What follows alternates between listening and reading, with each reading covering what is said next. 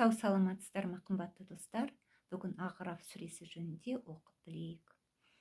Ағраф сүресі Меккеде түскен 206 аят. Аса қамқор ерекше мейірімді Алланың атымен бастаймын. Ұғымын Алла біледі. Мұхаммед ғалейхиссалам, бұл саған түсірілген бір кітап. Сондықтан көңіліңде кірбіңдік болмасын. Бұл арқылы ескертілулердің мүміндерге үгіт үшін. Рабыларыңнан сендерге түсірілген бой ұсыныңдар да, онда өзгені дос тұтып ілеспеңдер.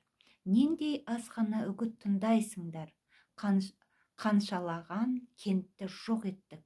Сонда оларға азабымыз түнделетіп немесе түскі демалыста келді.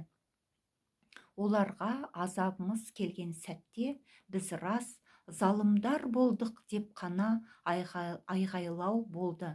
Өздеріне елші жіберілгендерді сұраққа тартамыз. Әрі елшілерді де сұраққа тартамыз. Әрине, оларға біліп баян етеміз. Негізінде оларға жасырын емеспіз. Олар күнгі таразылау шындық. Сонда кімнің таразысы жақсылықты ауыр тартса, міне солар құтылушылар.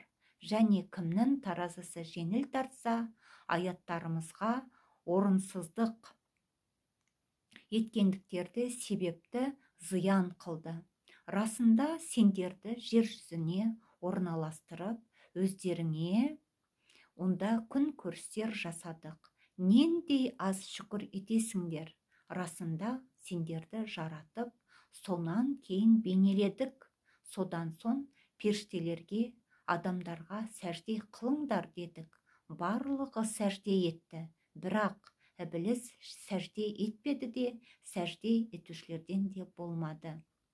Ағраф сүресі 8-ші пара, 151-ші бет. Сау саламатта болыңыздар.